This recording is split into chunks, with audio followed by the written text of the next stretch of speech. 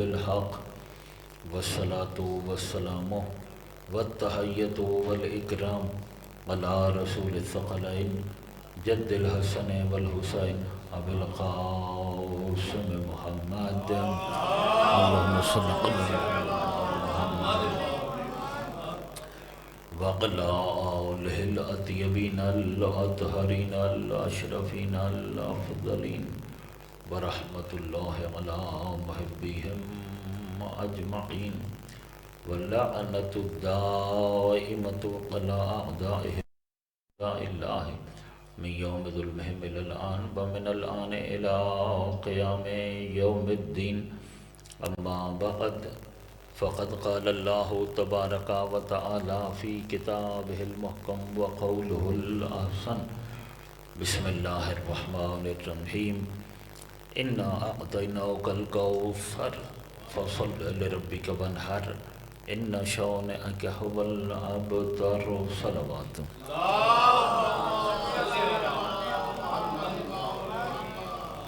توفیق خداوندی سے ایک مرتبہ پھر ملتان کی سرزمین پر آپ مومنین کو نزدیک سے دیکھنے کی سعادت حاصل ہو رہی ہے، اور صد شکر کہ خالق نے زندگی میں ایک مرتبہ پھر صحیفہ عصمت کی تلاوت کا موقع فراہم کیا ہے۔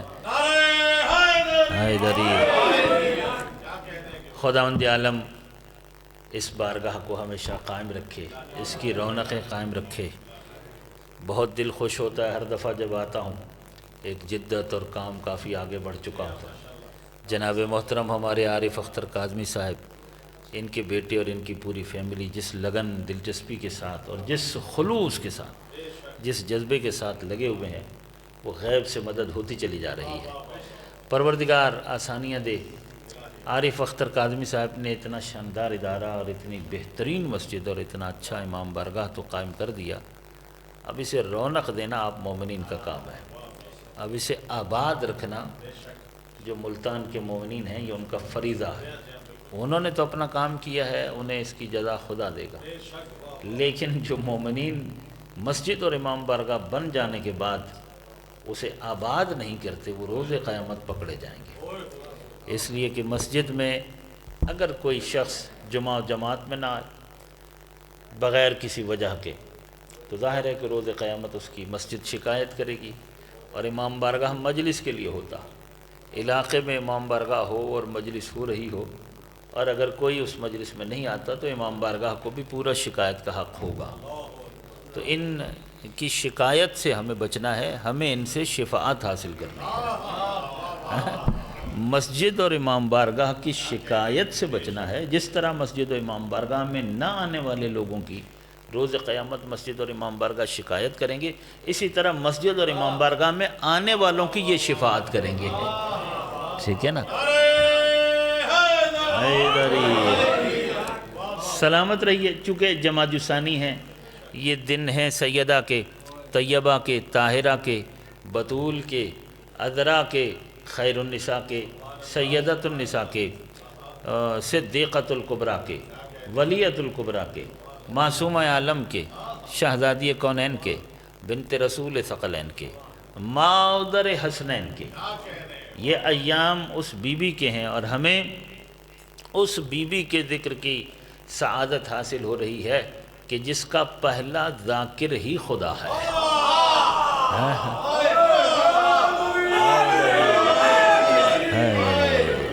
سلامت رہے مولا آپ سب کو سلام۔ ہاں، یہ وہ بی بی ہے کہ جس کا پہلا، اگر زحمت نہ ہو تھوڑا تھوڑا اگر میرے قریب آ جائیں، تو میں بھی تو کراچی سے آ ہی گیا ہوں، تو تھوڑا سا آپ لوگ بھی آ جائیں۔ اب میں دور دور رہنے تو آیا نہیں، تو اللہ آپ سب کو سلامت رکھے۔ آپ کے قریب آنے سے ایک تو مجلس زیادہ خوبصورت ہوگی، دوسرا ہمیں ذرا سردی بھی کم لگے گی، ٹھیک ہے نا؟ قریب بیٹھنے سے ٹھنڈ انشاءاللہ نہیں لگے گی۔ مولا آپ سب کو سلامت رکھے۔ ایک مرتبہ ذرا صلوات کا سہارا لیجئے۔ اللہم صلی علی محمد وآل محمد۔ بات اس بی بی کی ہو رہی ہے کہ جس کے ذکر کا پہلا ذاکر ہی خدا ہے۔ اللہ جس طرح رب ہے، اللہ جس طرح خالق ہے، اللہ جس طرح مالک ہے، اللہ جس طرح رازق ہے، اسی طرح اللہ ذاکر بھی ہے۔ ٹھیک ہے نا؟ یہ ذہن میں رہے، یہ ذہن میں رہے کہ اللہ احد ہے، صمد ہے، لم یلد ولم یولد ہے، ولم یکن لہ کفوا احد ہے، بے مثل ہے، بے نظیر ہے، لا شریک ہے، لا زمان ہے، لا محدود ہے، ازلی ہے، ابدی ہے، سرمدی ہے، قدیم ہے۔ آئیے آئیے آئیے آگے آگے آ جائیں، یہ جگہ آگے والی خالی نہ چھوڑیں۔ ایک صلوات پڑھیں محمد وآل محمد پر۔ ماشاء اللہ ماشاء اللہ، سلامت رہیں۔ تو جس طرح وہ علیم ہے، حکیم ہے، قدیم ہے، رحمان ہے، رحیم ہے، حکیم ہے، قادر ہے، قدیر ہے، رؤوف ہے، رشید ہے، غفور ہے، غفار ہے، جبار ہے، قہار ہے، جس طرح وہ حی ہے، قیوم ہے، مرید ہے، متکلم ہے، صادق ہے، اسی طرح وہ ذاکر بھی ہے، وہ ذاکر بھی ہے۔ خالق خلق کر کے بنتا ہے، اور پوری کائنات کو خلق کرنے والا اللہ ہے، تو وہ خالق ہے۔ ٹھیک ہے؟ مالک، جس کی کوئی ملک ہو تو ساری کائنات اسی کی ملکیت ہے، تو وہ مالک ہے۔ رزق دینے والا رازق ہوتا ہے، ساری کائنات کو اللہ ہی رزق دینے والا ہے، تو رزق دینے والا وہ، خلق کرنے والا وہ، پیدا کرنے والا وہ۔ ٹھیک ہے نا؟ ذاکر کب بنتا ہے؟ جب ذکر کرے۔ بس دیکھیے گا کہ اللہ ذاکر تو ہے، مگر ذاکر وہ ہوتا ہے جو ذکر کرے، اور ذاکر بننے کے لیے ذکر کرنا پڑتا ہے، اور ذکر کے لیے ہر ذاکر کو مذکور کی ضرورت ہوتی ہے۔ توجہ ہے؟ ادھر ذکر کے لیے ہر ذاکر کو مذکور کی ضرورت ہوتی ہے، تو مذکور کا وجود ضروری ہے ذکر کے لیے۔ مذکور ہوگا تو ذکر ہو سکے گا، ذکر کرے گا تو ذاکر کہلائے گا، ذکر کرے گا تو ذاکر کہلائے گا۔ تو اس کا مطلب ہے کہ خالق نے ذاکر بننے کے لیے کچھ مذکور بھی خلق کیے،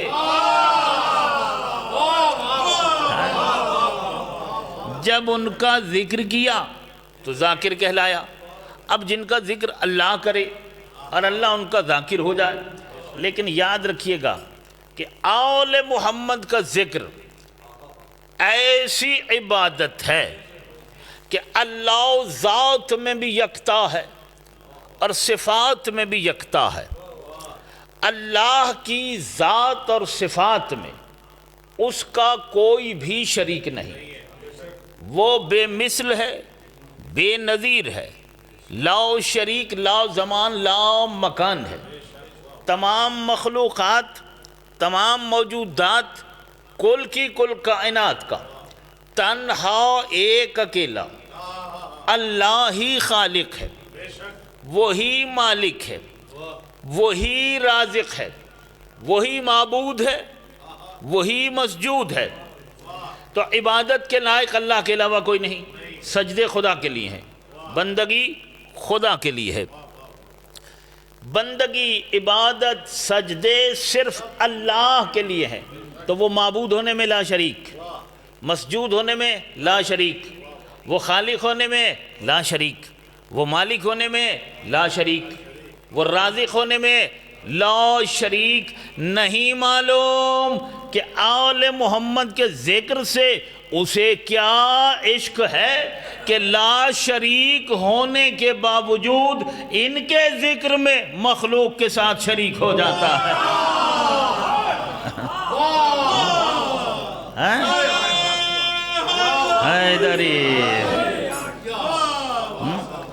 جو ذات میں لا شریک ہے، جو خلق کرنے میں لا شریک ہے، جو رزق دینے میں لا شریک ہے، جو حی قیوم ہونے میں لا شریک ہے، مگر آل محمد کے ذکر کے لیے وہ کہتے ہیں تم بھی کرو میں بھی کروں گا، ان کے ذاکر تم بھی بنو میں بھی بنوں گا، اور دیکھو میں ان کا ذکر کیسے کرتا ہوں، جیسے میں ان کا ذکر کروں ویسے ہی تم ان کا ذکر کرو۔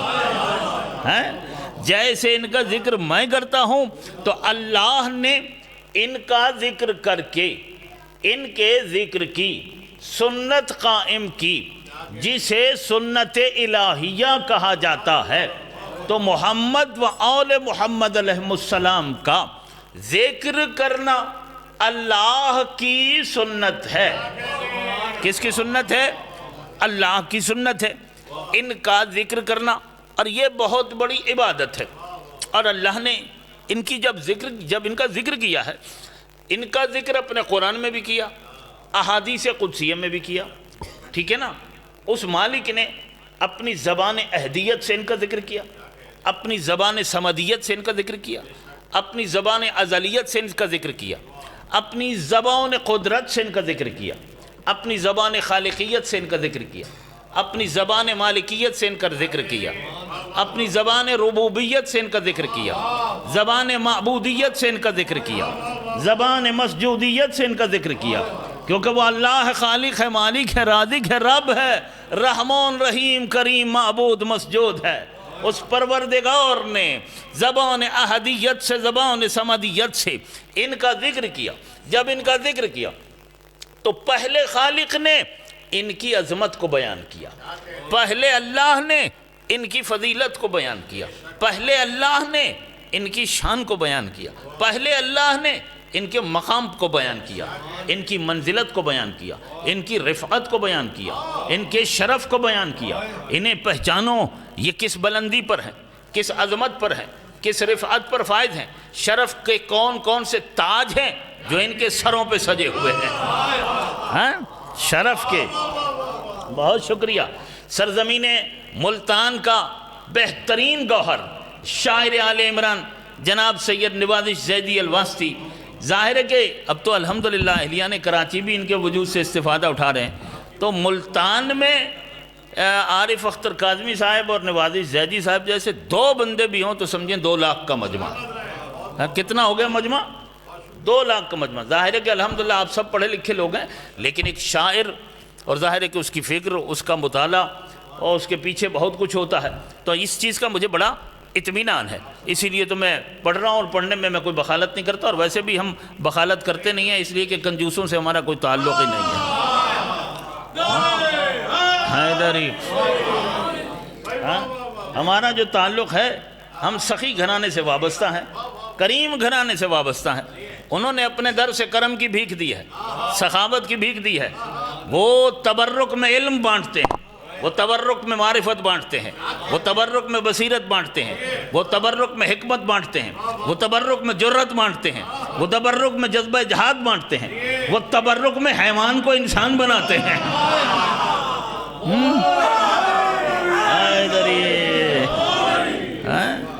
آل محمد تکبیر، اللہ اکبر، صلوات یا رسول اللہ، حیدری یا صلوات، اللہم سلامت رہیے۔ اللہ آپ سب کو شاد و آباد رکھے۔ خالق نے جب ان کا ذکر کرنا شروع کیا تو ابتدا کہاں سے کی؟ کہا ان کے نام ہی میں خود رکھوں گا۔ کیا کہا ان کے جو نام ہے نا، ان کے نام میں خود رکھوں گا، دنیا والے نہیں رکھیں۔ اللہ، زمین کا، زمن کا، آسمان کا، چمن کا، بر کا، بحر کا، خشک کا، تر کا، حجر کا، شجر کا، دریا کا، سمندر کا، خضر کا، سکندر کا، ارض کا، سما کا، ہوا کا، فضا کا، دشت کا، صحرا کا، بہتے ہوئے دریا کا، دریاؤں میں موجوں کی روانی کا، بادلوں سے برستے ہوئے پانی کا، دن کے اجالے کا، رات کے تاریک پردے کا، شام و سحر کا، لیل و نہار کا، شب و روز کا، بدلتے ہوئے موسموں کا، محلات کا، باغات کا، جمادات کا، نباتات کا، حیوانات کا، حشرات کا، موجودات کا، مخلوقات کا، اور کل کی کل کائنات کا تنہا ایک اکیلا خالق ہے۔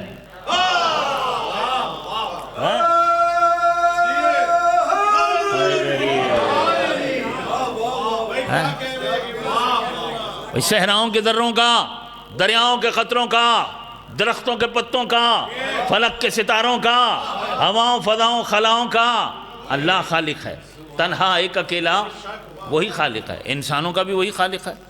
تو انسانوں کو خلق وہ کرتا ہے، مگر خلق کرنے کے بعد ان کے نام نہیں رکھتا، ٹھیک ہے نا۔ کہتے ہیں نام کون رکھیں گے؟ جن کے گھر میں پیدا کیا۔ نام رکھیں گے ماں باپ، نام رکھیں گے گھر والے، نام رکھیں گے خاندان والے، اللہ پیدا کرتا ہے، نام نہیں رکھتا۔ کائنات میں بس چند ہستیاں ہیں کہ جنہیں اس نے اس طرح چنا، ایسے مصطفیٰ مرتضیٰ مجتبیٰ بنایا کہ اس گھرانے کے ہر فرد کا نام اس خالق نے خود رکھا۔ یعنی انسانوں کو ان کے نام رکھنے کا اختیار نہیں دیا، کہا ان 14 کے نام میں خود رکھوں گا۔ ان 14 کے نام میں خود رکھوں گا۔ تو ان 14 کے نام اللہ نے رکھے ہیں۔ کس نے رکھے ہیں؟ اللہ نے رکھے ہیں۔ تو مجھے یہ بتائیے کہ جو اللہ دنیا والوں کو ان کے نام رکھنے کا اختیار نہیں دیتا، کیا وہ دنیا والوں کو یہ اختیار دے گا؟ تم ان کا منصب طے کرو۔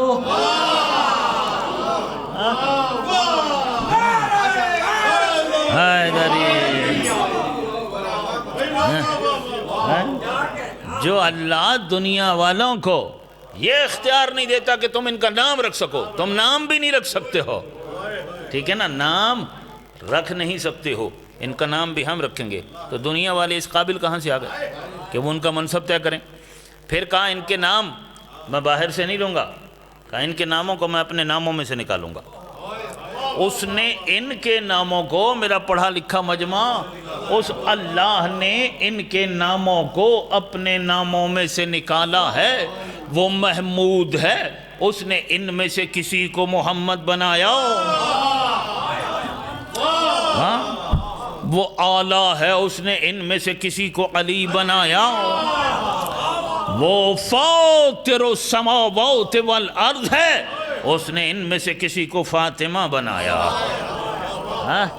وہ محسن ہے، کسی کو حسن، قدیم الاحسان ہے، کسی کو حسین۔ اس نے ان کے ناموں کو اپنے ناموں میں سے نکالا ہے، یعنی اس نے ان کے نام باہر سے نہیں لیے۔ تو جو اللہ ان کے نام بھی باہر سے نہیں لیتا، کیا وہ ان کے چننے والے باہر سے لے لے گا؟ علی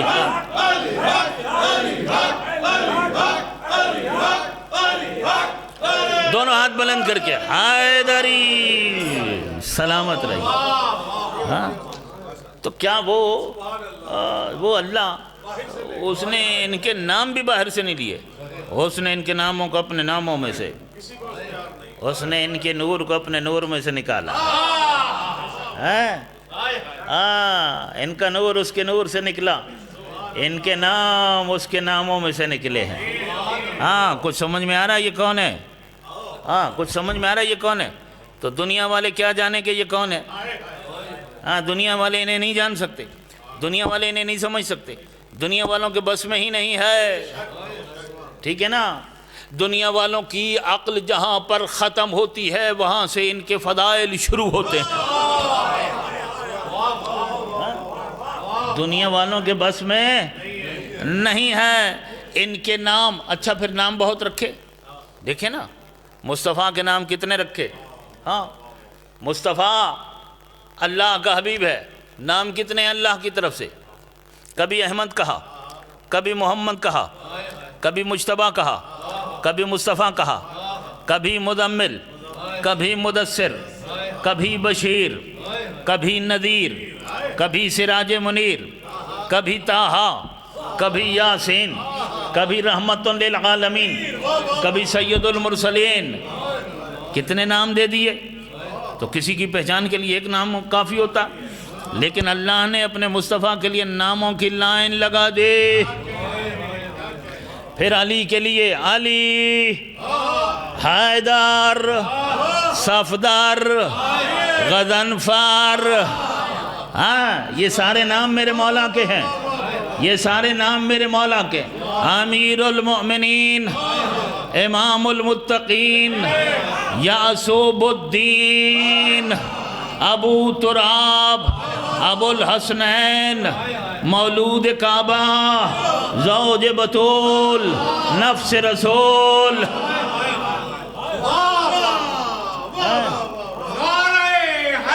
حیدری. ہاں کتنے بلند کر کے آل محمد کی خوشنودی کے لیے مل کے نعرہ حیدری. حیدری. واہ واہ واہ واہ. مولا آپ سب کو سلامت رکھے. ہاں بڑی خوبصورت عبادت ہو رہی ہے, بہت خوبصورت عبادت ہو رہی ہے. یہی حق ہے کہ جب یہ قرآن پڑھا جائے تو اسے ایسے ہی سننا چاہیے. یہی حق ہے.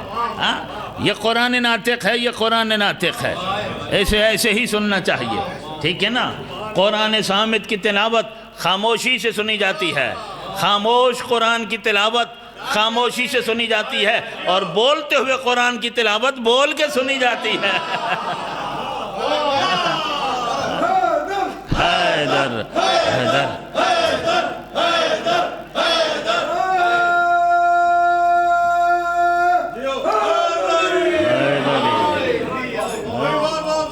سلامت رہیں, سلامت رہیں, سلامت رہیں. سرزمین ملتان پر جب پہنچتا ہوں مجھے اتنی محبت ملتی ہے.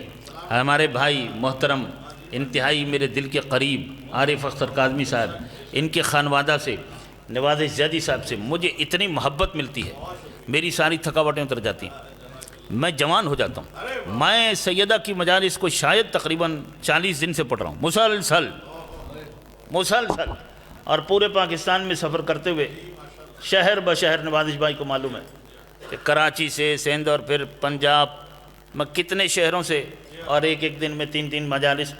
لیکن آپ کے چہرے دیکھنے کے بعد میری تھکاوٹ اتر گئی ہے. اور میں وہ ہر انسان کو پیاس لگتی ہے نا, اور مجھے محبت کے پانی کی پیاس لگتی ہے, وہ ملتان میں ملتا. وہ کہاں ملتا؟ تو پیاس تو بجھانی پڑتی ہے, تو ہم وہ محبت کا پانی پینے کے لیے ملتان آتے ہیں تاکہ ہمارا جگر گردے سب ٹھیک رہیں, ہم صحیح رہیں, باقی شہروں میں ہم سفر کرنے کے قابل رہیں. اللہ آپ کو سلامت رکھے. عظیم ترین یہ پانی ہے جو آپ اور میں اس وقت پی رہے ہیں, یہ ہے آل محمد کی محبت کا پانی.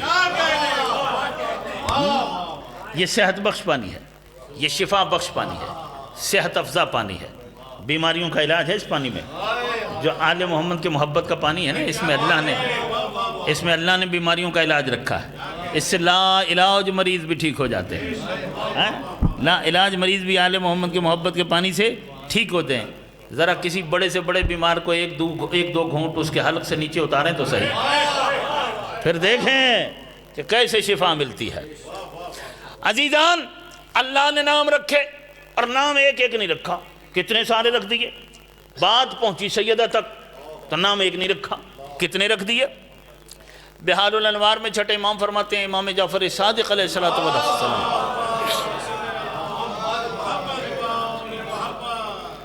امام فرماتے ہیں کہ لفاطمہ تسعۃ اسماء عند اللہ عز و جل, کہ خالق نے بی بی کے 9 نام تو ایک لحظے میں بیان کیے ہیں. الفاطمۃ والصدیقۃ والمبارکۃ والطاہرۃ والزکیۃ والراضیۃ والمرضیۃ والمحدثۃ والزہراء. یہ نام کس نے دیے؟ اللہ نے دیے.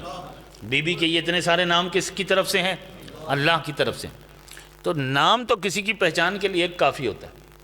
وہ اتنے زیادہ نام کیوں لیتا ہے؟ ان کے مختلف ناموں سے انہیں کیوں پکارتا ہے؟ وہ ہمیں یہ لگتا ہے کہ یہ نام ہے, حقیقت میں وہ ان کے فضائل پڑھ رہا ہے. حقیقت میں وہ ان کے فضائل پڑھ رہا ہے, اور چونکہ ان ناموں کے پیچھے ان کے فضائل ہیں, وہ ان ناموں کے ذریعے سے ان کے فضائل کو بیان کر رہا ہے. مثلا اللہ نے بی بی کے جتنے نام لیے ان میں کیا ہے؟ بی بی کے فضائل ہیں. ہر نام جو ہے وہ بی بی کے فضائل کا ایک سمندر ہے, جس کی کوئی گہرائی نہیں ہے, جس کا کوئی کنار نہیں ہے. ہر نام کے پیچھے اتنے فضائل ہیں جناب سیدہ کے. مثلا فاطمہ کہا, اس کے پیچھے فضائل کی پوری ایک کائنات ہے. صدیقہ کہا, اس لفظ صدیقہ کے پیچھے بی بی کے فضائل کی ایک پوری کائنات ہے. اسی طرح مبارکہ کہا تو اس کے پیچھے بی بی کے فضائل کی ایک پوری کائنات ہے. میں بات کروں گا آج پہلی مجلس ہے, اور میں اسے مختصر ہی رکھوں گا کیونکہ میں بھی بہت سارے سفروں سے پہنچا ہوں, اور آج مجلس بھی لیٹ ہو گئی ہے, تو چلے میں اس کو آج مختصر ہی رکھوں گا. بی بی کے ناموں میں سے بی بی کا ایک نام ہے مبارکہ. کیا نام ہے؟ مبارکہ. یہ مبارکہ کا کیا مطلب ہے؟ مبارکہ کا مطلب ہے کائنات کی تمام تر برکتوں کا مرکز. اللہ نے جناب سیدہ کو برکتوں کا مرکز قرار دیا. اگر کوئی انسان یہ چاہتا ہے کہ میری زندگی سے نحوست برطرف ہو جائے، میری زندگی سے اسباب نحوست رفع و دفع ہو جائیں، دور ہو جائیں، منحوسیت ختم ہو جائے، میرے کاموں میں سے رکاوٹ ختم ہو جائے، اگر کوئی انسان یہ چاہتا ہے کہ میری زندگی آسان ہو جائے، ٹھیک ہے نا، اگر کوئی انسان چاہتا ہے کہ مجھے میرے نیک ارادوں میں کامیابی ملے، اگر کوئی انسان چاہتا ہے کہ میری زندگی کے لمحات اور لحظات برکتوں سے بھر جائیں، میری زندگی مبارک ہو جائے، بابرکت زندگی ہو، میرے علم میں برکت ہو، عقل میں، ذہنی صلاحیتوں میں، میرے مال میں، رزق میں، روزگار میں برکت ہو، صحت میں، عزت میں، عظمت میں، بخت میں، قسمت میں، اگر کوئی برکت چاہتا ہے تو وہ سیدہ کے ساتھ مخلص ہو جائے. جناب سیدہ کے خالق نے سیدہ کو مبارکہ اس لیے کہا کہ سیدہ کے اس طرف نحوست ہی نحوست ہے. جس نے سیدہ کو چھوڑ دیا منحوس قرار پا. ٹھیک ہے نا، جو سیدہ کو چھوڑے اور دوسری طرف چلا جائے وہ منحوس بھی ہے اور ملعون بھی ہے. ٹھیک ہے نا، منحوس بھی ہے اور ملعون بھی ہے. اور جو سیدہ کے دروازے پر آ جائے، خلوص نیت کے ساتھ اپنی جبین عقیدت کو جو بطول کے دروازے پر جھکا دے تو وہ مبروک بھی ہے اور مسعود بھی ہے. اس کی زندگی میں برکتیں بھی ہیں اور سعادتیں بھی ہیں. وہ خوش قسمت ہے، سعادت مند ہے. جو بی بی کا ہو جائے وہ مبروک بھی ہے اور مسعود بھی ہے. جو بی بی کو چھوڑ دے وہ منحوس بھی ہے اور ملعون بھی ہے. ٹھیک ہے نا، یہ ایک بیچ میں خط ہے. اللہ نے تمام تر کائنات کی تمام تر برکتوں کا مرکز خالق نے جناب سیدہ کو قرار دیا. اگر آپ کے کسی بچے کا حافظہ کمزور ہے، کسی بھی انسان کا اپنا یا اولاد میں سے کسی کا ذہن کمزور ہے، کیا کریں؟ اسے جناب سیدہ کے اسماء مبارکہ، ان کے کچھ فضائل اور ان کے کچھ اوراد یاد کروائیں. ٹھیک ہے، اور پھر اسے کہیں کہ سیدہ کی عظمت و فضیلت کا جتنا علم اس نے پیدا کیا ہے اسے آگے بیان کرتا رہے. اس کی ذہنی صلاحیتیں بڑھ جائیں گی، اس کا حافظہ بڑھ جائے گا، یہ بچہ ذہین ہو جائے گا. کند ذہن انسان بھی ذہین ہو جائے گا. جو ہمیشہ جاہل رہتا ہے، کوئی علم اس کے دماغ میں نہیں ٹھہرتا، تو وہ سیدہ کا علم حاصل کرے اور اس علم کو آگے خرچ کرنا شروع کر دے. اصل میں جو چیز سیدہ کی راہ میں خرچ کی جاتی ہے اللہ اسے بڑھا دیتا ہے، اللہ اس میں اضافہ کر دیتا ہے. عالم اپنا علم راہ بطول میں خرچ کریں، ان کا علم بڑھے گا. تمام صاحبان علم و فضل اپنی ذہنی صلاحیتیں، اپنا علم، اپنا فہم راہ سیدہ میں خرچ کریں. سیدہ کا حق بیان کریں، سیدہ کی عظمت بیان کریں، سیدہ کی سیرت بیان کریں. آپ کے علم میں، فہم میں، فراست میں، عقل میں، بصیرت میں، دانائی میں بے پناہ اضافہ ہوگا. اسی طریقے سے اگر کوئی شخص بیمار رہتا ہے تو وہ بھی یہی کام کرے کہ جناب زہراء مرضیہ کے راستے میں، محبان زہرا میں سے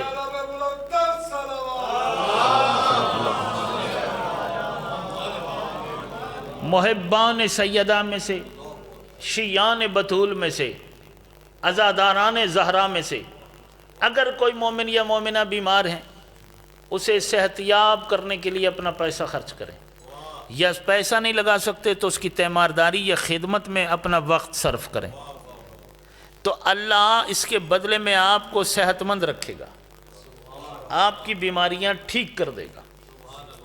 یا یہ کہ بے روزگار رہتے ہیں، مال میں کمی رہتی ہے، تو اپنا مال راہ بطول میں خرچ کریں، راہ فاطمہ میں خرچ کریں. اللہ روزی اور رزق کے بہترین اسباب پیدا فرمائے گا. رزق میں ہمیشہ برکت رہے گی، رزق میں کبھی کمی نہیں آئے گی. ایسا انسان کہ جو اپنا مال اور اپنا پیسہ جناب سیدہ کے لیے خرچ کرتا وہ کبھی غریب نہیں ہوتا، وہ کبھی فقیر نہیں ہوتا، وہ کبھی مالی پریشانیاں نہیں دیکھا۔ یہ میری گارنٹی ہے، میری گارنٹی ہے اس بات کی، میں ضمانت لیتا ہوں۔ راہ فاطمہ میں سچی نیت اور خلوص کے ساتھ کوئی پیسہ خرچ کرے اور پھر اگر کبھی غریب ہو تو میرا گریبان پکڑ دے، نہیں ہو سکتا۔ لیکن اس میں شرط ہے کہ مال پاک خرچ کرنا، ٹھیک ہے نا؟ نجس مال نہیں خرچ کرنا، پاک مال، حلال مال، حلال مال، حرام مال نہیں، اور اپنے ہی مال کو بھی پاک کرنا۔ وہ کیسے پاک ہوگا؟ اگر مال اپنا ہے تو اس میں سے جو اللہ کے اور آل محمد کے حقوق ہیں وہ نکالنے، مثلا خمس، مثلا زکوٰۃ، مثلا جو بھی غربا کے حق اللہ نے اس مال میں رکھا ہے غریب سادات کا، وہ نکالنا ہے تاکہ مال پاک ہو جائے۔ پاک مال راہ بطول میں خرچ کرنا۔ آل محمد کے لیے وہ پاک ہیں، وہ صاحبان تطہیر ہیں، پاکوں کے لیے جو مال خرچ کرنا ہے وہ پاک مال ہونا چاہیے، تو آپ کے مال میں برکت رہے گی، آپ کے رزق میں وسعت اور برکت رہے گی، اور اللہ رزق میں بے پناہ اضافہ کر دے گا۔ یہ بی بی ہے مبارکہ، ٹھیک ہے نا؟ یہ مجلس کے آخر میں مجھے یہی وظیفہ بیان کرنا تھا، اس لیے میں نے اسے بڑے آرام سے بیان کیا تاکہ آپ اسے غور سے سنیں، ٹھیک ہے نا؟ میرا مقصد یہی تھا کہ آپ اس کو، میں نے اسی لیے انداز کو تبدیل کیا تاکہ آپ اس کو غور سے سنیں اور اس کو آپ محفوظ کریں اور یہ آپ گھر تک لے جائیں، اور اس کو جو میں نے بیان کیا اسے دوسرے مومنین تک پہنچائیں۔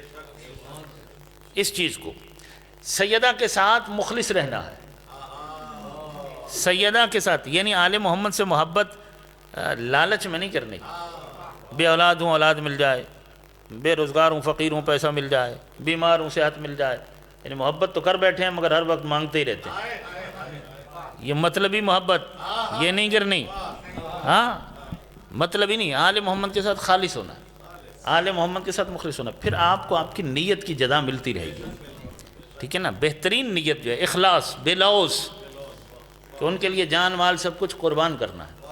ہم ان سے محبت کر کے پھر چاہتے ہیں ہمارے معیار پہ وہ آ جائیں، حالانکہ قانون یہ ہے کہ محب کو محبوب کے معیار پہ جانا ہوتا ہے، محبوب کو محب کے معیار پہ نہیں آنا ہوتا، محب کو محبوب کے معیار پہ جانا ہوتا ہے۔ ہم دعویٰ محبت کا کرتے ہیں پھر کہتے ہیں وہ آ جائیں ہمارے معیار پہ، ہمیں ان کے معیار پہ جانا ہے، اور ان کا معیار کیا ہے؟ ان کا معیار یہ ہے کہ وہ ہمیں نجاستوں کے ساتھ پسند نہیں کرتے، وہ ہمیں خباثتوں کے ساتھ پسند نہیں کرتے، وہ ہمیں اعمال کی گندگی کے ساتھ پسند نہیں کرتے، ٹھیک ہے نا؟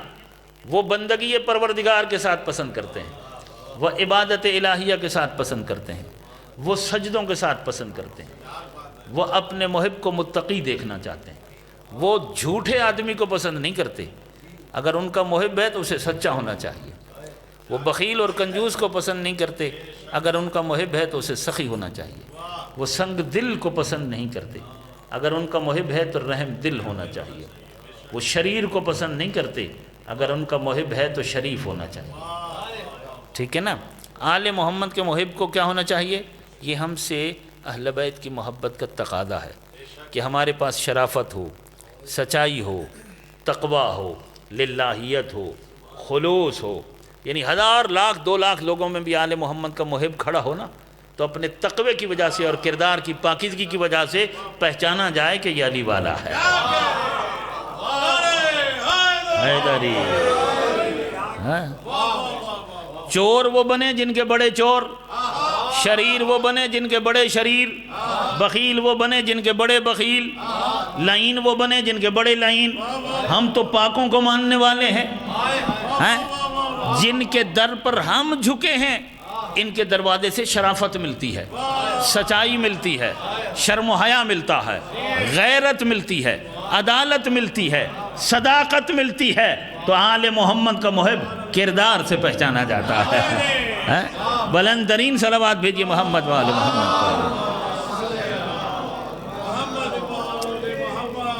کمینے انسان کو زیب نہیں دیتا کہ وہ اپنی نسبت آل محمد کی طرف دے، اور وہ یہ کہے کہ میں ان کا شیعہ ہوں یا ان کا محب ہوں، یہ دھوکہ وہ کسی اور کو دے، اہل بیت کو نہ دے۔ اگر آل محمد کا بننا ہے تو یہ ساری کمینگیاں چھوڑنی پڑیں گی، یہ خباثتیں چھوڑنی پڑیں گی، یہ غلاظتیں چھوڑنی پڑیں گی۔ آل محمد کا محب مخلص ہوتا اور اسے مخلص اور نیک اور اچھا اہل بیت کی محبت بناتی ہے۔ کیا چیز بناتی ہے؟ میں کل تفصیل سے عرض کروں گا، آج کے حد تک میں یہاں پر جناب سیدہ کی محبت کیوں واجب ہے، اس کے اثرات کیا ہیں اور اس کے فوائد کیا ہیں، یہ انشاءاللہ میں کل بیان کروں گا کہ بی بی کی محبت کیوں واجب ہے اور کس طرح کرنی ہے اور اس کے اثرات کیا ہیں اور اس کے فوائد کیا ہیں، اور اگر وہ فوائد ہمیں نہیں مل رہا ہے تو ان فوائد کو ہم کیسے حاصل کر سکتے ہیں، یہ کل کی مجلس میں عرض کروں گا انشاءاللہ۔ صلوات پڑھیے محمد وآل محمد۔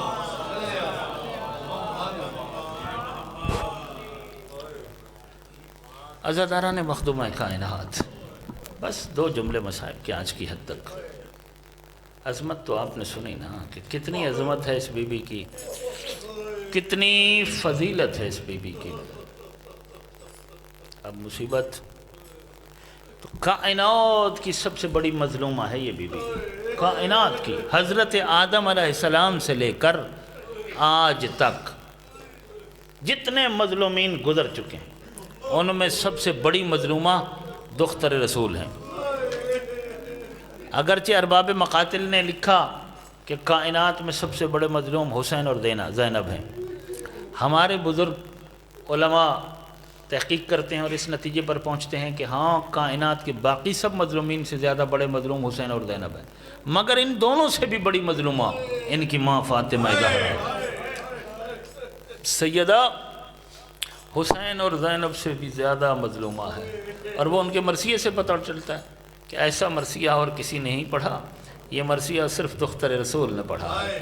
صبت علی مصائبا لو انہا صبت علی سرنا لیا لیا، بابا آپ کے بعد مجھ پر اتنی مصیبتیں آئیں کہ یہ مصیبتیں اگر روشن دنوں پہ پڑتی وہ سیاہ راتوں میں بدل جاتے۔ تاریخ میں 5 لوگ ایسے ہیں جو بہت زیادہ روئے ہیں۔ پہلا نام حضرت آدم علیہ السلام کا، دوسرا حضرت یعقوب کا، تیسرا حضرت یوسف کا، چوتھا دختر رسول جناب سیدہ، 5واں نام میرے چوتھے امام سید سجاد۔ کتنا روئے ہیں یہ سب؟